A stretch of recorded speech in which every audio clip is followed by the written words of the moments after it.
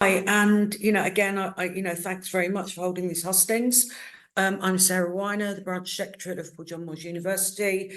I'm the vice chair of Northwest Regional Committee in a rotating thing, so I'll be chair next year. I've had many roles in my branch at Region, on the NEC, and I've chaired national committees. And I'm a lecturer in education, and I've been in higher education for about 14 years. The first 3 or 4 years was casualised member, and then I got a job in the post-92 sector. I'm the only candidate actually from post-92s in standing in the election. I am also the candidate for General Secretary supported by the UCU left, and I think I'll say right at the start, not only do I believe that we need a democratic union where members' decisions at Congress, at sector conferences, etc., are actually abided by. Secondly, I think we need a fighting union. And I'm going to quote Bob Crow, who said, if you fight, you might win. If you don't, you won't. And I think that's exactly the situation we're in at the moment. And I think if you look at the context where the elections are taking place at the moment, the world is absolutely in flames. We've got a genocide going on in Palestine, and many of our universities are complicit in this through investments and research contracts with Israel. The environment is a complete disaster. It is burning. And we've got a cost of living crisis, which is affecting our members as much as, as everyone else, and particularly our most vulnerable members, our casualised staff, our staff coming from the equalities group. And we need to be addressing these issues as a union. If you think about it, this election comes after a year of ballot strikes, boycotts in higher education, a struggle to turn local action into UK-wide action in further education. And we have been joined by lots of other workers, by the NHS, by the rail workers who are still fighting. Yet we haven't had sufficient breakthrough with the employers. As a member of a post-92 university, I have got absolutely nothing in the last year. And I think, I've won nothing. I haven't got the extra 3% in my pay cut or my USS pensions restored. And we need to be a union that is about all sectors, not just one. In FE, the failure to get an aggregate ballot off the ground means that there are winners, of course, but there are also losers. And when we talk about people not being left behind, that's kind of what we mean. We haven't had a sufficient breakthrough with our employers. So I think we need to really reconsider our industrial strategies. We need to think about our democratic structure in the UCU and why decisions haven't been made. And that's why I'm standing as for the leadership of the union, under the promise that I will argue for the biggest fight we can have possible, but ultimately I will do what members tell me to do through our democratic structures. Therefore, I will represent the whole of the union. It's not about me. It's about the union, democracy, and us winning. So when I'm talking about what I aim to deliver as General Secretary, democracy, a strategy based on militancy, liberation for all, solidarity as the mainstay of our union, and also, of course, getting results for members. I think on democracy, when the union makes decisions through our democratic structures, it is the role of union employees and officers to carry them out, not to block, delay, or undermine the decisions of members. We need a democracy based on open debate and discussion. I think it's healthy to have discussion and debate in the union, and I will open more forums for that to happen. I mean, why not have members' meetings to discuss key issues on Zoom? They're not difficult to host, and we can, see if we can get as many people as possible, suggesting their ideas and having a discussion about it. Isn't that what democracy is based on? And I don't believe that a passive union based on opinion polling and an idea that we can't win that our General Secretary at the moment favours is the right way to do things. I would like to see a vote from a General Secretary who doesn't say a vote for me will mean that I get to do everything that I say, but that says I will do things that are agreed by our members. That's a fundamentals of democracy. Our union absolutely needs to be led from the bottom up, but right now it isn't, and I believe that I can fix that. So, in terms of industrial strategy, I believe that our union stands or falls on our ability to defend members. We do know that we are going to have to take industrial action in the coming months and years.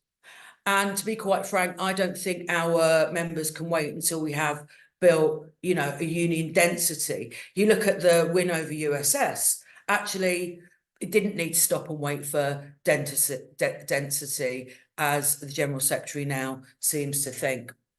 In higher education, collective bargaining is now under threat. Because, pre-92s, you all got a windfall from the USS.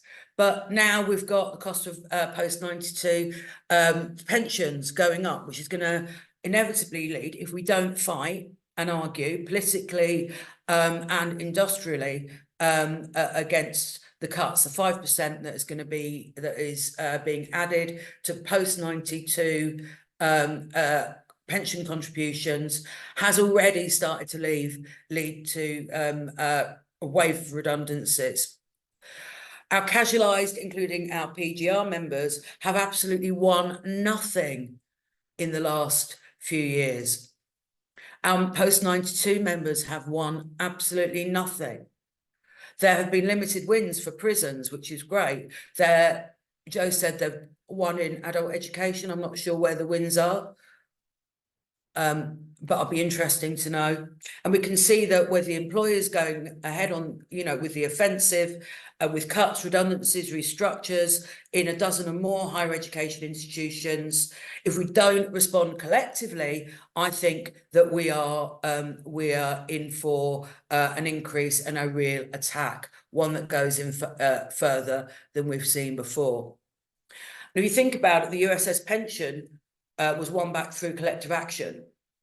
And collective action is what we're about as a union. We won't beat the cuts unless we're prepared to fight back. We won't win without a collectively organised UK-wide response. One that's not plagued by delayed ballots, poorly timed action, pointless pauses, or a boycott undermined by an unwillingness, shall we say, of head office with General Secretary at the head of that to actually continue till we win. In further education, we've seen below inflation pay rises every year, staggering workloads, high levels of stress amongst staff. And I've already talked about the call for an aggregated ballot, which was called for last year, but this was delayed and individual branches encouraged to take individual pay deals. We can't leave people behind. Too few branches took part, too little action was called. And I believe that in future, we really, really need to allow members to have control of their own disputes. In adult education, we need to plan a serious campaign to reverse government funding cuts with collective bargaining, secure contracts and decent pay and workloads. And in prison education, I'm told that the key issue for them, not only, poor pay, but as they need a safe environment to work in. We must build on the improvement of one on gate time and campaign for improved facilities, smaller classes, better pay and conditions, and against the long hours that they face. In terms of liberation and equalities, we face an incredibly right-wing government and an opposition that doesn't oppose them. We've got the attacks on refugees, which are ongoing, and migrants, Rwanda, the Rwanda plan, Bibi Stockholm, small boats, etc. We've got migrant students and members facing harder rules and higher costs. We've got the genocide in Palestine, which, despite the ICJ ruling, shows no sign of ending, and we can talk about the disgraceful boycott of the UNWRA later if people want to. Labour's not opposing them, so we must try and use our collective strength to stand in solidarity and defend our members. We must stand against all racism, including anti-Semitism, and in solidarity with refugees, oppose homophobia and transphobia, reject sexism, disableism and ageism, and actually stand up for everyone who's oppressed.